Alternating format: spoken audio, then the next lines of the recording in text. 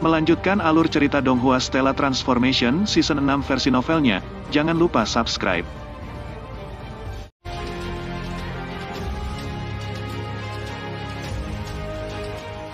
Di kota salju terapung hanya ada Jiang Yan dan beberapa keturunan Jiang lainnya yang layak mendapat perhatian guru.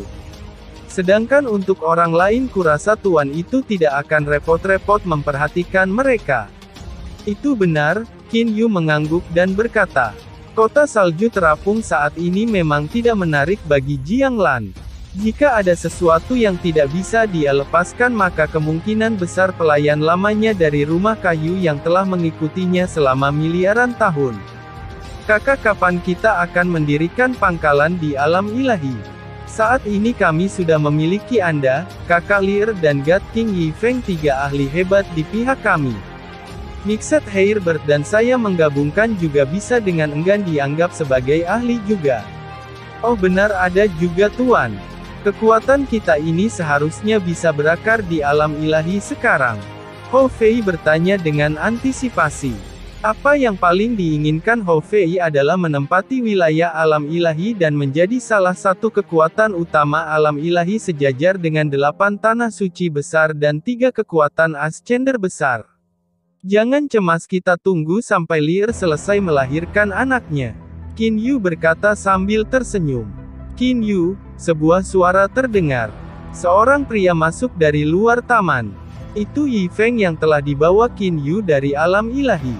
Sejak Yi Feng menemukan bahwa Qin Yu memiliki kemampuan untuk memecahkan pembekuan tata ruang, dia telah memahami bahwa Qin Yu memiliki kualifikasi untuk bertarung dengan 8 kaisar Sage Agung.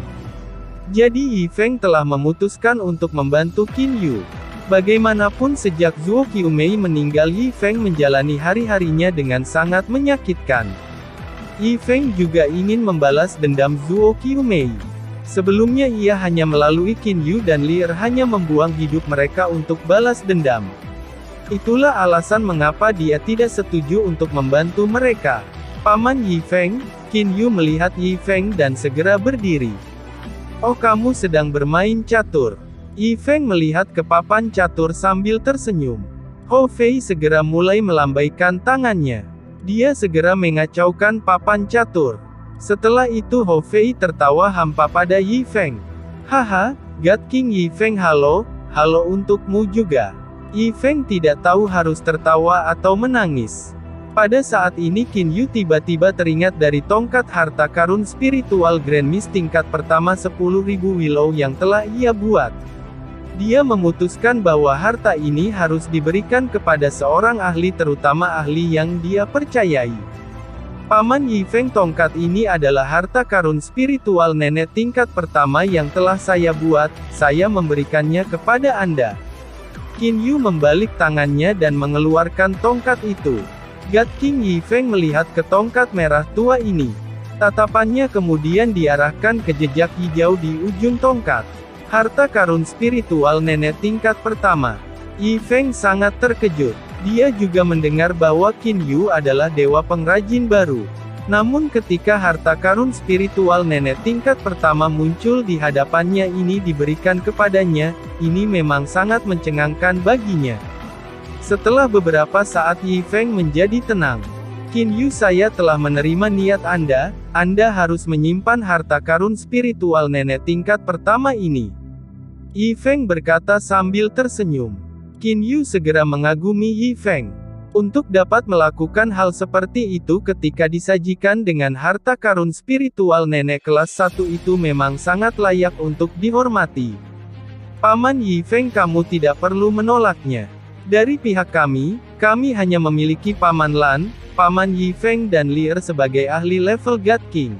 Baik Lear dan Paman Lan sudah memiliki harta karun spiritual Grand Mist kelas 1. Paman Yi Feng, terima saja tongkat ini, Qin Yu berkata berturut-turut. Yi Feng tersenyum ringan dan menggelengkan kepalanya. Sikapnya sangat teguh. Tidak perlu, saya sudah memiliki harta karun spiritual nenek tingkat pertama. Sudah cukup bagiku untuk memiliki wilayah luas ini. Yi Feng berkata sambil tersenyum. Paman Yifeng, wilayah luasmu itu tidak dapat dianggap sebagai harta karun spiritual nenek yang menyerang. Itu hanya bisa menjebak orang lain. Qin Yu segera berkata. Yifeng menggelengkan kepalanya dan tersenyum. Itu sudah cukup untuk bisa menjebak orang lain.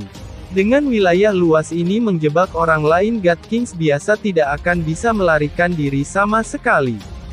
Sebenarnya terkadang terperangkap lebih merupakan siksaan daripada dibunuh. Saat ini Qin Yu merasa tidak berdaya. Apa yang harus dia lakukan sekarang karena God King Yifeng ini dengan tegas menolak untuk menerima tongkat kerajaan. Qin Yu, ada penggunaan yang lebih penting untuk harta karun spiritual nenek tingkat pertama milik Anda. Yifeng tiba-tiba berkata, penggunaan yang lebih penting. Qin Yu menatap Yifeng dengan heran.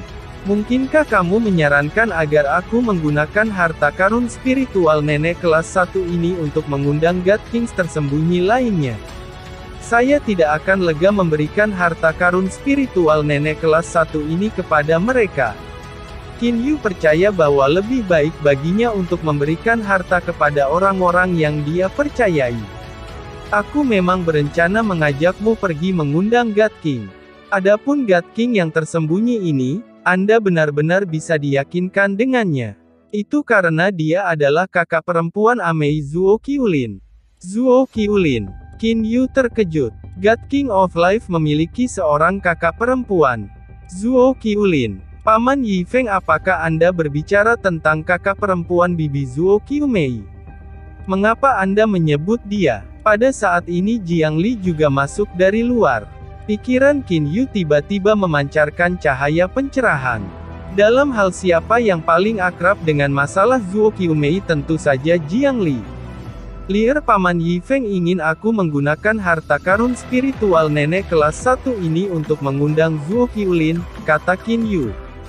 Jiang Li mengerutkan kening dan berkata, menurut ingatanku meskipun Zuo Qiulin adalah kakak perempuan Bibi Zuo Qiumei, tapi hubungan antara mereka berdua sangat buruk. Saat mereka bersama mereka akan selalu antagonis satu sama lain. Agar Zuo Qiulin membantu kami membalas dendam Bibi Zuo Qiumei ini, jelas Jiang Li juga tidak yakin tentang itu. Bermusuhan. Yifeng tiba-tiba berkata. Pantas saja saya belum pernah melihat Amei pergi dan melihat kakak perempuannya Zuo Qiulin sepanjang waktu saya bersamanya. Saya hanya mendengar dia menyebutkan bahwa dia memiliki seorang kakak perempuan God King tersembunyi bernama Zuo Qiulin sekali. Yifeng tampaknya benar-benar tidak tahu apa-apa tentang Zuo Qiulin. Yang dia tahu hanyalah bahwa Zuo Qiulin adalah kakak perempuan Zuo Qiumei. Gadis kecil Jiang Li, apakah kamu tahu tentang seberapa kuat Zuo Qiulin ini? Yifeng memandang Jiang Li. Jiang Yi bergumam, Zuo Qiulin sama dengan Bibi Zuo Qiumei, mereka berdua telah mempelajari jiwa dengan sangat tajam. Dari segi kekuatan dia tidak kalah dengan Bibi Zuo Qiumei.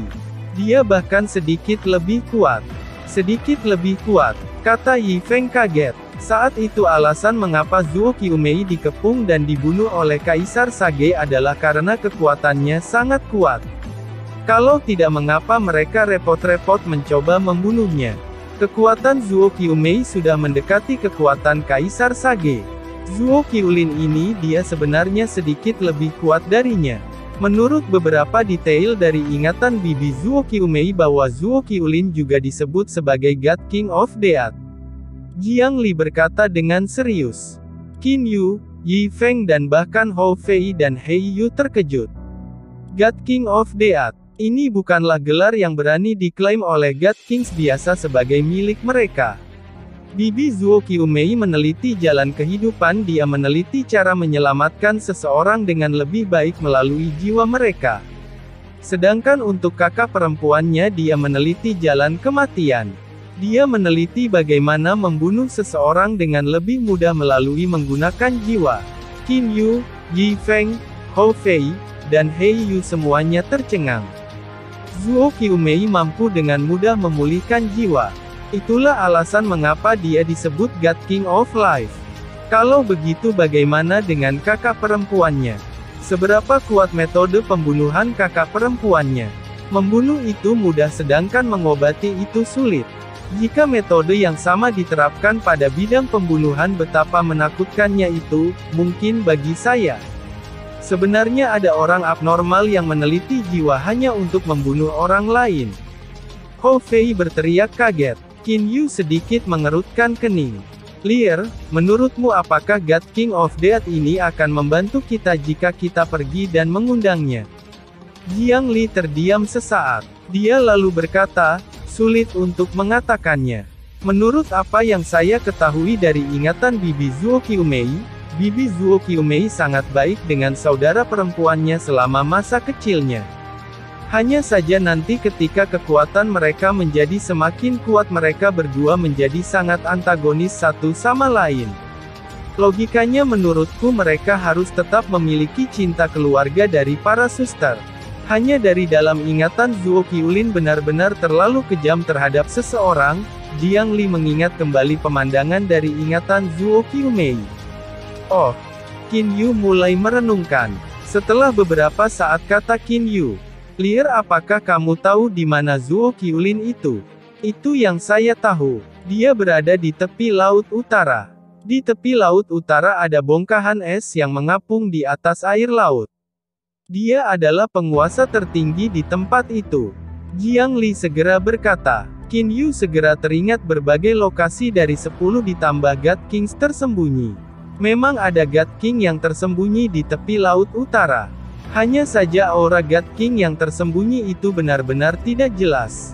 Selanjutnya itu dipenuhi dengan rasa kematian. Memang dia, mata Qin Yu bersinar. Lear, ikut aku ke tepi Laut Utara.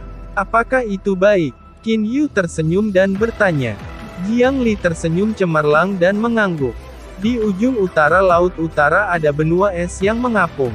Benua es ini memiliki keliling lebih dari 10.000 mil. Di Laut Utara itu bisa dianggap sebagai pulau es yang relatif besar.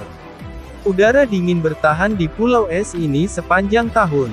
Kadang-kadang angin dingin bahkan bertiup ke seluruh pulau. Untaian cahaya siang hari menembus udara dingin yang tersisa dengan susah payah.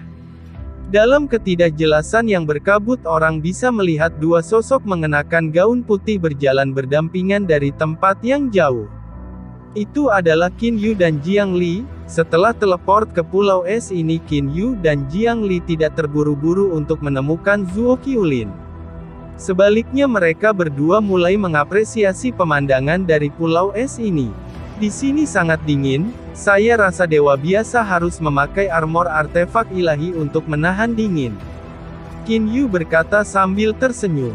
Dia memegang tangan Lear dengan satu tangan dan memeluknya dengan tangan lainnya. Tanah dan konstruksi lain dari pulau es itu hampir semuanya terbentuk dengan bongkahan es yang hampir transparan. Saudara Yu, bukankah kita harus pergi dan menemukan Zuo Qiulin itu? Mengapa kita tidak langsung pergi ke tempatnya? Jiang Li bertanya. Pemandangan di sini sangat indah, itulah mengapa saya memutuskan untuk membuat Anda menikmatinya sedikit lebih lama. Jiang Li segera mulai tersenyum. Qin Yu menggelengkan kepalanya dan berkata sambil tersenyum. Sebenarnya alasan mengapa saya tidak segera berangkat ke lokasi Zuo Qiulin itu karena saya ingin mendapatkan beberapa informasi mengenai dia dari Dewa Surgawi di pulau es ini. Bagaimanapun juga kita tahu terlalu sedikit tentang Zuo Qiulin itu. Jiang Li memikirkannya sebentar, dia juga berpikir bahwa Qin Yu sedang bijaksana. Bagaimanapun juga kami datang ke sini bukan untuk melawannya tapi untuk mengundangnya. Jadi secara alami kita tidak bisa menyinggung perasaannya. Di jalan mereka adalah Dewa Surgawi tingkat tinggi. Dewa Surgawi tingkat tinggi ini adalah ahli nomor 2 di pulau es ini, orang kedua setelah Zuo Qiulin. Qin Yu percaya bahwa ia akan dapat memperoleh beberapa informasi dari menanyakan Dewa Surgawi yang telah menjadi ahli nomor 2 begitu lama. Rumah besar ini tidak menempati area yang sangat luas. Kelilingnya hanya beberapa ratus meter. Di atas pintu masuk mansion ada tulisan White Ice Mansion. Tuan dari White Ice Mansion, Bai Yiju, sangat terkenal di pulau es. Bai Yiji sangat kuat dan juga sangat ramah. White Ice Mansion tidak memiliki banyak orang di dalamnya. Totalnya ada lebih dari 10 orang. Orang-orang di Istana Es Putih semua tahu betul bahwa tuan rumah mereka suka minum teh sendirian. Di dalam taman belakang White Ice Mansion, berbagai bunga ukiran es yang seperti kehidupan tersebar di sekitar. Dia menikmati ketenangan di sekitarnya. Begitu Bai Yiju memikirkan keputusannya, sejak saat itu dia mulai merasa bahwa dia brilian. Jika aku tetap tinggal di kota hukuman guntur, maka kurasa aku tidak akan memiliki hari-hari yang damai dan tanpa beban hari ini. Bai Yiju menghela nafas dalam hatinya. Meskipun hari-hari sangat bagus, God King of Death di kedalaman Pulau Es adalah ketidaknyamanan terbesar. The God King of Death yang tinggal di dasar laut pulau ini, meskipun dia tidak akan sembarangan membantai penduduk Pulau Es, namun keberadaan God King of Death di bawah mereka telah menyebabkan penduduk Pulau Es itu gemetar ketakutan setiap saat. Namun setidaknya God King of Death ini tidak berduka sampai dalam keadaan gila. Selama seseorang tidak menginjakkan kaki di wilayahnya, dia tidak akan membunuhmu. Bai Yiju tersenyum tak berdaya.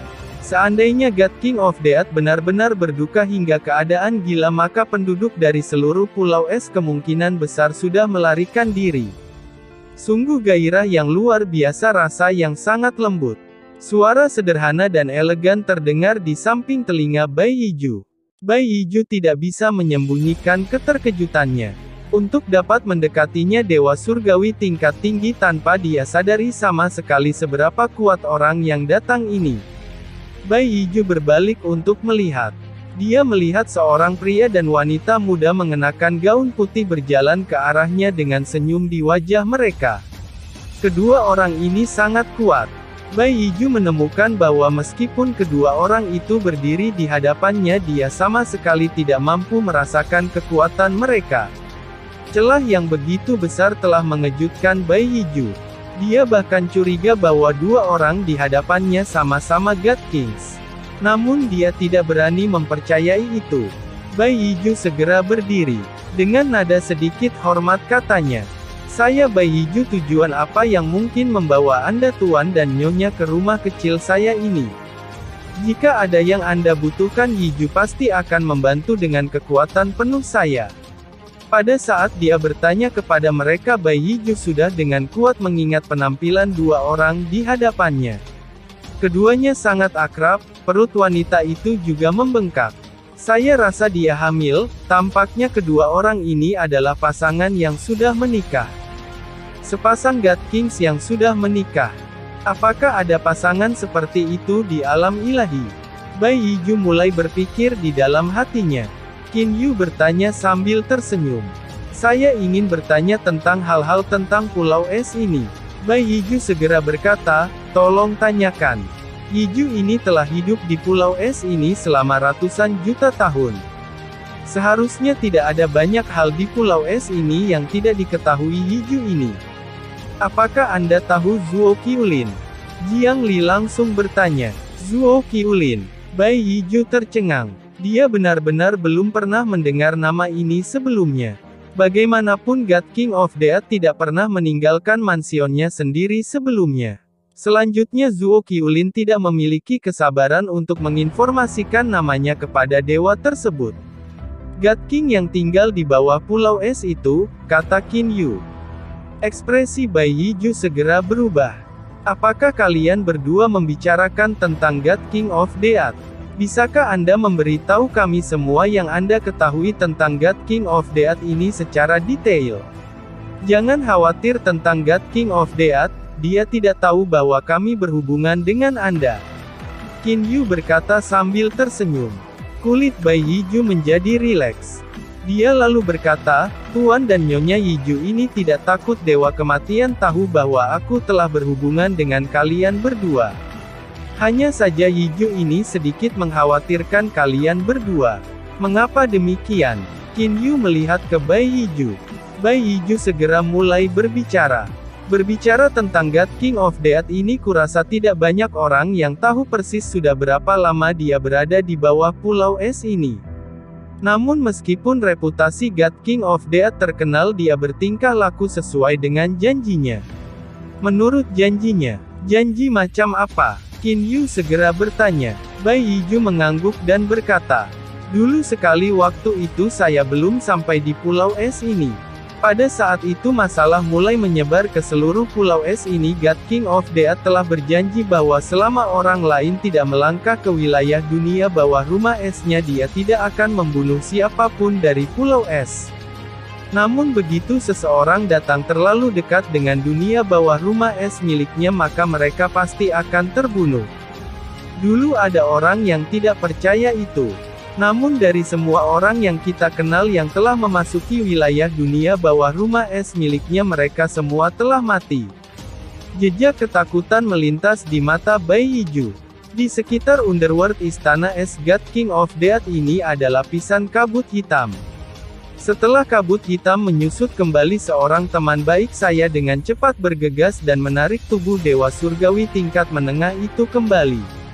Namun pada saat itu kami menemukan bahwa Dewa Surgawi tingkat menengah ini telah kehilangan jiwanya.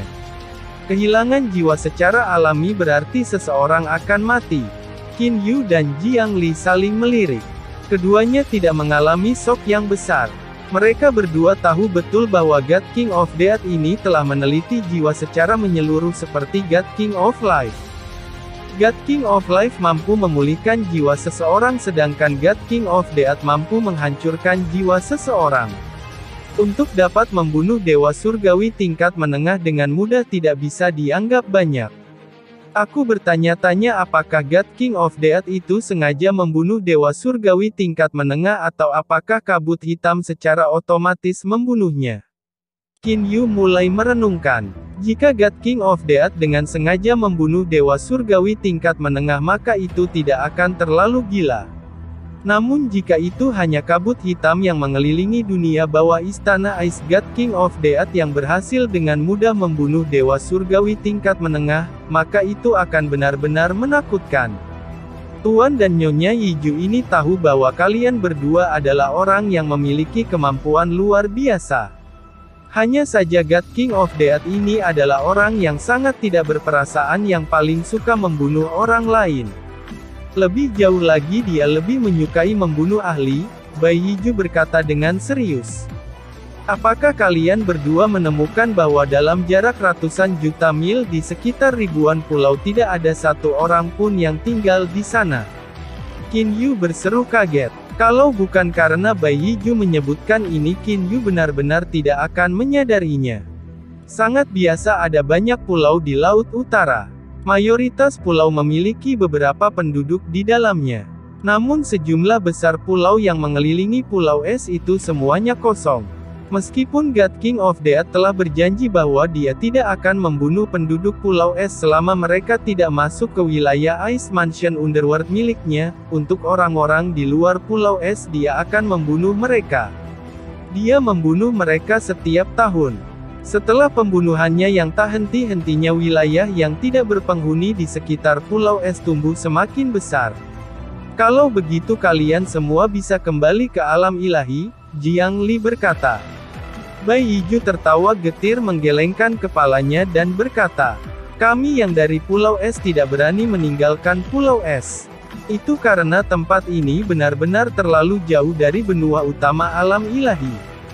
Apalagi benua utama alam ilahi tidak ada dari kita yang bisa melewati pulau tak berpenghuni yang mengelilingi pulau es ini dalam waktu 1 tahun.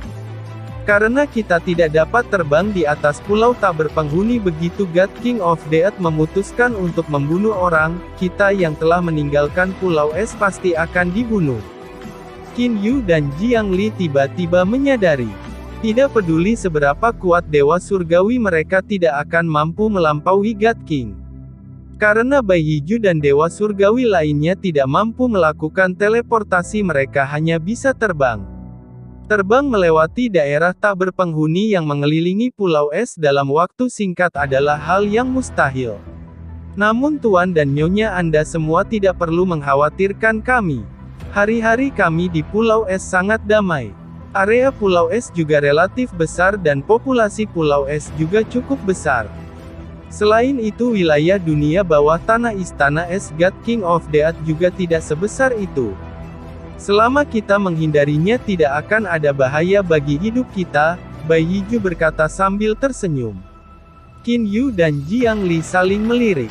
Dapat dikatakan bahwa mereka berdua sekarang memiliki pengetahuan tentang God King of the Earth Zuo Qiulin yang belum pernah mereka temui sebelumnya. Meskipun Zuo Qiulin sangat berhati dingin, setidaknya dia adalah seseorang yang menepati janjinya.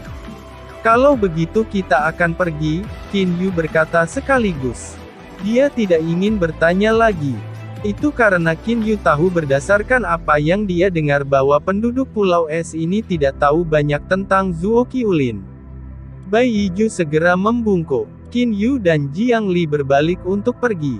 Namun Bai Yiju itu tiba-tiba menghentikan mereka dan berkata, Tuan dan Nyonya Yiju ini tiba-tiba mengingat sebuah legenda tentang God King of the Earth. Oh, beritahu kami. Qin Yu berbalik. Bai Yiju segera berkata, sebelum Yiju ini sampai di Pulau Es ini ada legenda di Pulau Es ini. Dikatakan bahwa God King of the Earth telah membunuh God King sebelumnya. Qin Yu kaget. Membunuh God King. God Kings mampu melakukan teleportasi. Membunuh mereka bukanlah tugas yang mudah. Setelah itu God King lain muncul dan melukai God King of the Earth dengan parah. Sejak itu God King of the Earth telah tinggal di Ice Mansion Underworld-nya sepanjang waktu dan jarang keluar untuk membunuh, kata Bai Yiju. Tentu saja ini hanyalah legenda. Yiju ini tidak yakin apakah legenda ini benar atau tidak. Qin Yu mengangguk dan sedikit tersenyum. Terima kasih. Setelah itu Qin Yu dan Jiang Li berteleportasi dari White Ice Mansion dan mencapai wilayah tengah Pulau Es. Kabut hitam masih tersisa di wilayah ini. Ini adalah tanah kematian yang mutlak. Adapun God King of the Earth Zuo Qiulin, Qin Yu dapat dengan jelas merasakan bahwa dia berada di kedalaman di bawah pulau. Adapun Zuo Qiulin dia kira-kira berada di istana gua es beberapa ribu mil di bawah permukaan laut. Terima kasih sudah menonton. Lanjut di video selanjutnya, jangan lupa subscribe.